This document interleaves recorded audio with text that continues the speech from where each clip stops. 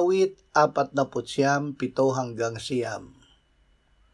Tunay na sa anumang paraan ay walang taong makatutubo sa kanyang kapatid.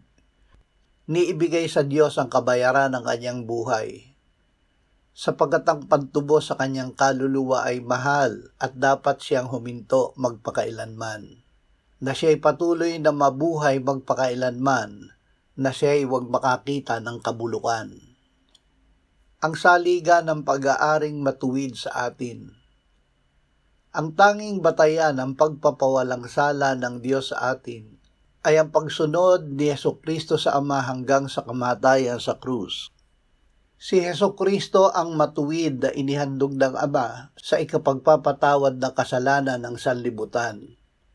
Siya ang ginawa ng Ama na kahalili natin, kaya't siya ang tumanggap ng parusa sa kasalanan na kamatayan upang tayo ay maligtas at mabuhay. Kay Jesus, ang katuwiran at habag ng Diyos ay nagkatagpo at nagkasundo.